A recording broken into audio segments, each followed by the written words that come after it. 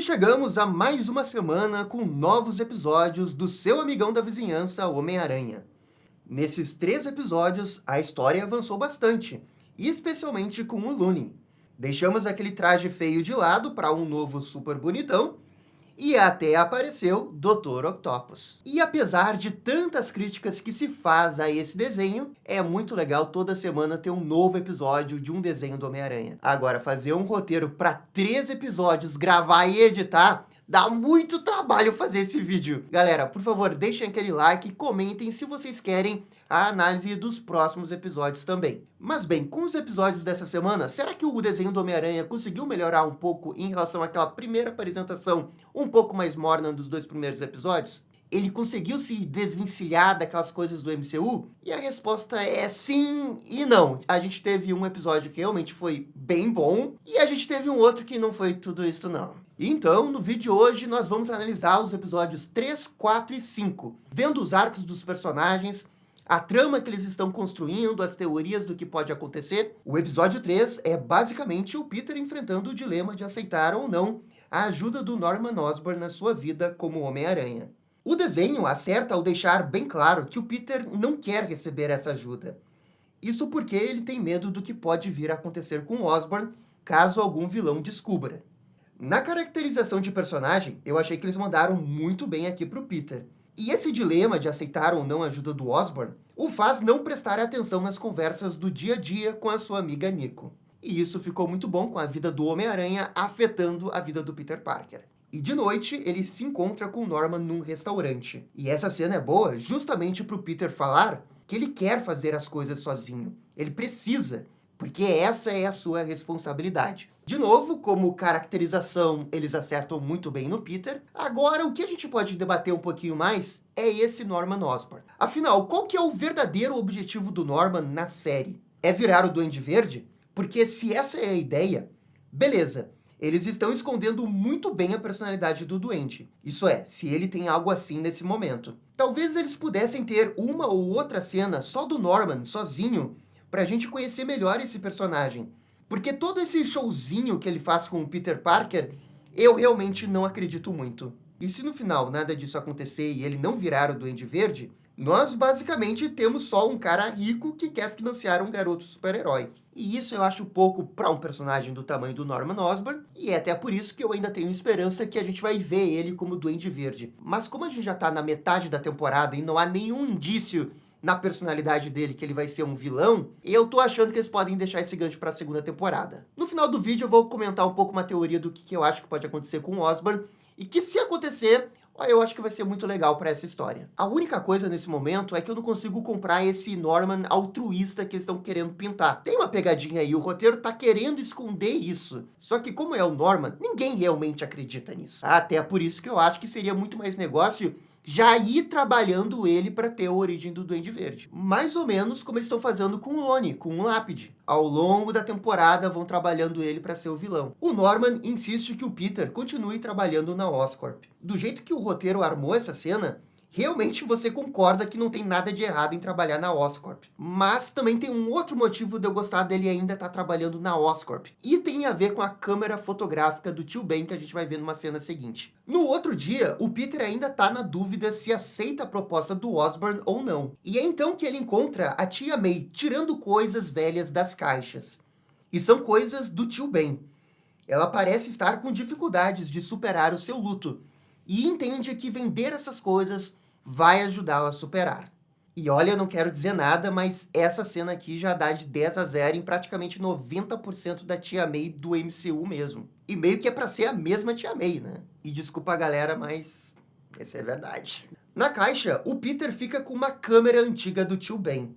E depois ele encontra umas fotos antigas dele. E aqui sim o desenho mandou bem demais. Ideias criativas para você ter esse vínculo com o Tio Ben. Com certeza a melhor cena do desenho até agora. E por 2 motivos. Primeiro porque fala do Tio Ben, e por Deus, como é bom ter algo do Homem-Aranha que pode citar Tio Ben sem problema. E a segunda é que parece que o grande objetivo do desenho com essa cena é mostrar como que o Peter aprendeu a gostar de fotos. Especialmente fazendo fotos do Homem-Aranha. Então, o que eu acho que o desenho está querendo fazer nesse roteiro é que o Peter, no primeiro momento, trabalhe ali na Oscorp ele vai ter algum tipo de desentendimento com o Norman, ele vai sair desse estágio, e como ao longo da temporada ele pode desenvolver mais as habilidades de fotógrafo dele, ele gostar mais de tirar fotos como Homem-Aranha, ele pode ter essa ideia de querer tirar essas fotos para ganhar dinheiro no Clarim Diário. Se eles estão fazendo todo esse remexe para levar o Peter Parker para ser fotógrafo, eu apoio 100% essa ideia. Eu acho muito bom. E acho que é uma ótima ideia que desvincula ainda mais esse Peter do MCU. A outra coisa importante no episódio é o Looney. Esse episódio confirma o óbvio, né? De que a gente vai ver a origem do Lápide ao longo da temporada. Ele começa o episódio meio que no auge, digamos assim, e indo bem no futebol. É então que ele recebe uma ligação da sua mãe. E ao voltar para casa, descobre que o seu irmão pequeno estava envolvido numa gangue de rua. E essa é mais uma cena que o episódio 3 manda bem demais. Bons diálogos aqui com a mãe do Looney. Só que, claro, diálogo também não é tudo, porque tem a questão da emoção, o que a cena te transmite. E aí a gente tem o problema da animação mesmo. Porque eu não consigo me convencer que essa personagem tá chorando com essa animação aqui. E a direção não se esforça em tentar fazer alguma coisa um pouco diferente ali pra deixar a coisa mais emocionante. E aí a gente tem uma cena que tem um bom roteiro, mas que, né, a animação não consegue passar toda a emoção que o roteiro tem ali. Agora, essa gangue aí do desenho, pelo que eu pesquisei, é inspirada numa gangue real de Nova York. Dá pra perceber isso nos diálogos, especialmente quando vemos a gangue mesmo. E eles dizem que protegem o bairro, se achando os verdadeiros protetores do lugar. Então aqui, ó, parabéns pros roteiristas que acertaram nessa gangue aqui. Percebam que eu tô elogiando bastante esse episódio 3, né? Porque, de fato, ele tem coisas muito boas. Mas vai ter uma coisinha aí nesse episódio que realmente vai quebrar tudo. O Homem-Aranha vai se envolver numa luta com um casal de assaltantes de joias. Esses bandidos se chamam Maria Velasquez, que é nas HQs a Tarântula, e James Vanders, nas HQs o Speed Demon. Não preciso dizer muito que eles mudaram bastante esses personagens para se encaixar no contexto aqui do desenho. Aliás, todo esse contexto aí dos vilões terem coisas robóticas, né, construídas pelo homem, me lembra um pouco o que eles fizeram no desenho do Minhas Aventuras com Superman, que eles estavam pegando uns vilões super exagerados do Superman e era tudo mais pés no chão, né? Alguma coisa com robótica, algum exoesqueleto. E parece mais ou menos a mesma coisa aqui nesse desenho do Homem-Aranha. Mas, pessoalmente, não é isso que vai estragar o episódio, nem nada disso. É uma escolha criativa que poderia ser um pouquinho melhor, sim, mas que dá pra passar esse pano. Agora, o que eu não consigo passar pano é a decisão do roteirista de envolver o Norman Osborn nessa luta. E aí realmente não consigo. O Homem-Aranha tem dificuldades para vencer dos dois. Isso é, até o Norman invadir a comunicação do traje e conversar com o Peter. Com a sua ajuda, Aranha derrota o casal e percebe que no final do dia ele realmente precisa da ajuda do Norman. E assim, ele forma uma espécie de equipe Aranha, junto com Norman Osborn. E é isso que eu não gostei. Me desculpa, não rolou. Todo esse negócio do Norman invadir a comunicação me deu um grande flashback para aquela HQ do Zeb Wells, que o Norman também fica conversando com o Peter. Flashbacks de guerra. O roteiro poderia ter encontrado uma solução um pouco mais elegante do Peter entender que realmente precisa da ajuda do Norman. Eu não tenho nada contra ele realmente querer fazer a parceria com o Norman, até porque isso tá um pouco na premissa do desenho, não tem como evitar, eles vão fazer isso. Agora, como que o Peter chega nessa conclusão dele precisar da ajuda? Aí isso sim poderia ter sido bem melhor. Porque ele chega à conclusão que precisa da ajuda porque ele foi exposto a uma situação que o Norman realmente ajudou ele ali. Você vê que realmente o Norman tá manipulando o Peter a querer essa ajuda. E eu acho que é aí que tá o problema. Na minha opinião, o Peter poderia ter derrotado aqueles bandidos sozinho. Mas, como consequência disso, ele poderia ter se quebrado todo. E depois, em casa, na cama, todo quebrado, ele poderia ligar pro Norman e aceitar a oferta. Percebam a diferença, que é sutil, mas eu acho extremamente importante. Porque no cenário que foi escolhido pelo desenho, parece realmente que o Norman tá mexendo os pauzinhos, manipulando tudo, para levar o Peter pro seu lado. Isso pode ser um grande foreshadowing para ele ser vilão no futuro, o que eu acho ok, legal. Mas o ponto mais importante é o Peter cometer o erro de se associar ao Norman. E eu acho que é importante ele ficar junto com o Norman sem nenhum tipo de manipulação. Ele que tem que cometer esse erro, ele que tem que aprender. Porque depois, quando ele perceber que o Norman tá com segundas intenções, isso iria dar muito mais peso para sua decisão errada. Acho eu que teria muito mais impacto. Mas e você? O que você faria nessa situação? Enfim, o episódio ainda tem o Looney resgatando seu irmão da gangue. mas em troca, tendo que fazer favores pro líder dessa gangue, o Big Dom. Tudo que envolve o Lone nessa jornada para ele virar o Lápide realmente está sendo muito bem construído. No vídeo anterior, eu e Marcelo elogiamos, eu continuo elogiando, porque eu acho que não tem absolutamente quase nenhum erro nessa jornada dele ao longo da temporada para ele virar o Lápide. E na minha opinião, o episódio 4 realmente foi o melhor episódio dos 5 até agora. Eu vou dar nota 8, porque acho que o roteiro nesse episódio realmente está bem acima, mas no meu entender tem esse deslize que me tira um pouco do episódio, que é o Norman invadir a conversa e orientar o Peter, o que me remete a flashbacks do Zeb Wells e também do Tony Stark, o que eu acho que pro roteiro dava para ter uma outra solução bem mais legal. E beleza, agora vamos pro episódio 4, que infelizmente é o episódio que eu não gostei tanto assim. Logo no início, o Peter conhece oficialmente o Harry, e eles conversam sobre o Norman ser bem intimidador. Como o Peter aceitou a proposta do Norman, agora eles precisam desenvolver um novo traje. E isso vai nos levar para uma boa parte do episódio, com o Peter testando esses uniformes. O melhor momento, de longe, é quando o Peter usa o uniforme todo preto e assusta uma criança.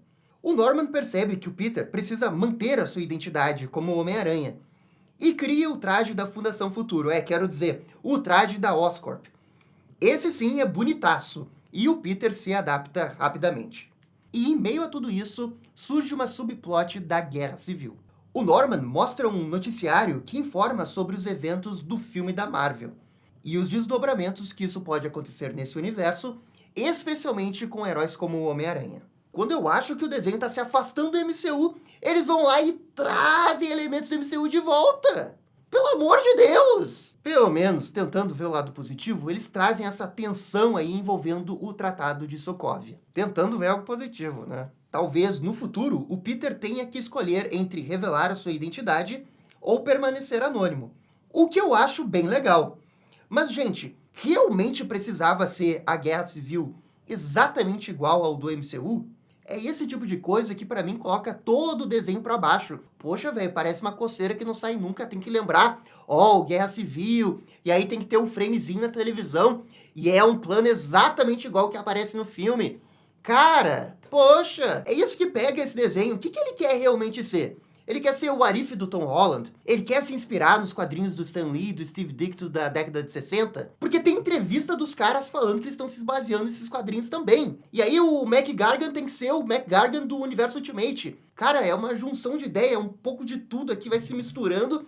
E eu acho que isso tira muito a identidade que o desenho poderia ter. Sabe, ter alguma coisa realmente foda pra se comparar com o desenho do espetacular Homem-Aranha. Esse sim, 10 de 10. Eu tô falando isso porque esse roteiro aqui, ele tem algumas boas ideias, mas a grande diferença entre os desenhos, além do 2D do espetacular, que é muito melhor, é a questão da identidade toda. Porque você vê que o espetacular olha pros quadrinhos sim, mas ele quer fazer a sua própria coisa, ele não tá preso a nada. Até o desenho do espetacular, quando ele quer fazer uma homenagem da época lá para os filmes do Sam Raimi, porque era anos 2000, eles ficam só na referência visual. E quando eles querem pegar alguma coisa que lembra um pouco mais a história do Homem-Aranha 2, lá o Fantasma do Tio Ben que aparece, eles fazem um negócio próprio ali, né, com a questão do simbionte com o Peter. Cara, isso é pegar a ideia, jogar pro teu peito e você falar, eu sei o que eu vou fazer com isso, eu vou fazer uma coisa boa, eu vou fazer uma coisa única com isso. Isso é ter identidade. Coisa que, infelizmente, com esse novo desenho, eu não vejo muito. Claro, a gente tá no episódio 5, tem muita coisa que pode acontecer. Eles podem realmente se afastar cada vez mais do MCU e aí terem ideias próprias e realmente serem ideias muito foda. Hoje, eu acho que o desenho tá carecendo um pouco mais de identidade. Até porque toda essa subplot que eu falei da Guerra Civil, eles poderiam ter deixado para uma segunda temporada. E quando eu digo Guerra Civil, eu tô falando muito mais da Guerra Civil dos quadrinhos e não do MCU. Imagina nesse universo acontecer realmente a Guerra Civil, só que todo ele contado na perspectiva do Homem-Aranha. Pô, isso sim é uma coisa única que eu acho que iria ficar muito foda. E que poderia ser junto com o Peter Parker em início de carreira. Eu não vejo problema nenhum em ser um Peter Parker em início de carreira. Mas aí eles já gastam esse super trunfo do Guerra Civil, que poderia ser legal, e ainda misturam já com as coisas do MCU. Só pra dizer que tá conectadinho com o MCU. Pô, velho, dá pra querer mais, né? O grande acerto desse episódio 4 é o Looney. Ele tenta fingir que as coisas estão boas e voltando à escola, mas ele não consegue evitar a gangue. O Big Dom, percebendo que ele não tá nem aí pra essa gangue, cria uma espécie de armadilha para ele se envolver com a gangue do Escorpião. que, vejam só, é comandada pelo Mac Gargan. E essa versão do Escorpião é inspirada no universo Ultimate da Marvel. Aí é aquela salada de frutas que eu falei. É inspirado no Homem-Aranha dos anos 60. É o Homem-Aranha do MCU. E o Homem-Aranha do MCU tem muitas coisas do universo Ultimate. E daí você pensa, ok, mas esse Escorpião, esse Mac aí, na verdade eles estão se inspirando no esboço do Escorpião do MCU, que seria inspirado na versão do universo Ultimate, porque o Homem-Aranha do MCU pega muitas coisas do universo Ultimate, o que nos leva de volta ao MCU.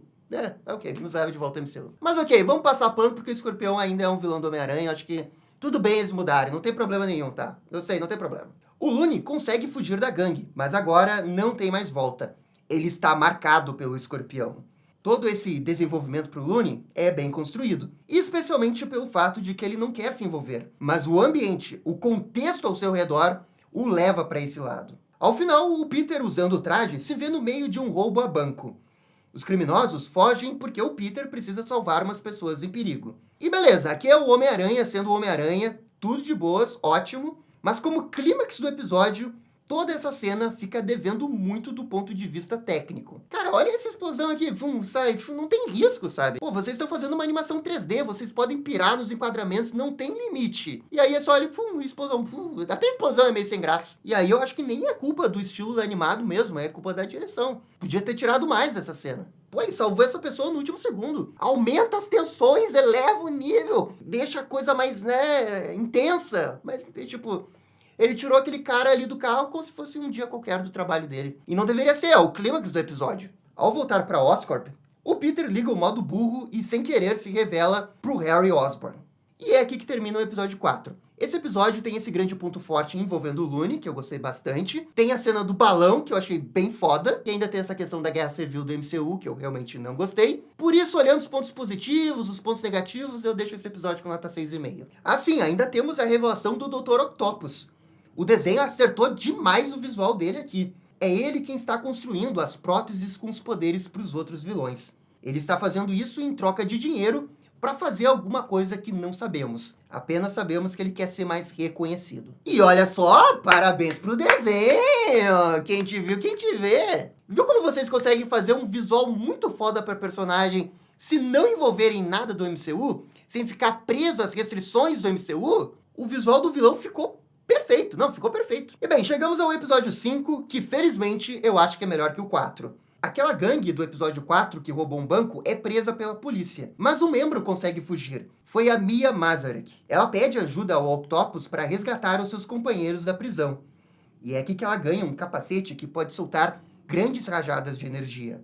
E assim ela se torna a vilã chamada Unicórnio. Enquanto isso, Peter se torna amigo do Harry. E ele se junta à equipe do Aranha e vira o cara da cadeira. Ai, sobrou pro Harry ser o cara da cadeira. É óbvio que tem que ter um cara da cadeira. Se o MCU tem um cara da cadeira, aqui também a gente vai ter um cara da cadeira. É óbvio que vai ter. Eu iludido. Até que demorou pra ter o cara da cadeira. A verdade é que eles não conseguem ficar 5 minutos sem citar o MCU. Parece eu com Batman Animated Series. O Peter vira uma celebridade no colégio por ser amigo de uma outra celebridade, o Harry, que é um grande influencer. Aliás, é aqui que eu queria compartilhar uma coisa que eu não gosto tanto do Peter. O problema não é exatamente a caracterização do Peter, porque eu acho que é muito boa. O problema é como que as coisas surgem facilmente na vida desse Peter Parker. Vira celebridade no colégio porque é amigo de um influencer. Cheque. Ganhar estágio na Oscorp. Cheque. Novo traje do Homem-Aranha. Cheque. Cara, é incrível. As coisas simplesmente caem do céu pra esse Peter Parker. E é pra ser uma vida dura, né? Tirando aquela cena que ele olhou pras contas atrasadas, não tem muita outra coisa que a gente vê as consequências das ações e a vida dura que ele deveria ter. O Peter garante que nada vai mudar com a sua amiga Nico. E até marca um cineminha com ela mais tarde. Enquanto isso, o arco do Looney continua. Ele está faltando aos treinos por conta da gangue. E o técnico tenta mantê-lo focado. E o Looney promete que vai focar. Mas não consegue fugir da gangue. O Big Don está de olho. E chama o Looney para participar de uma reunião de gangues.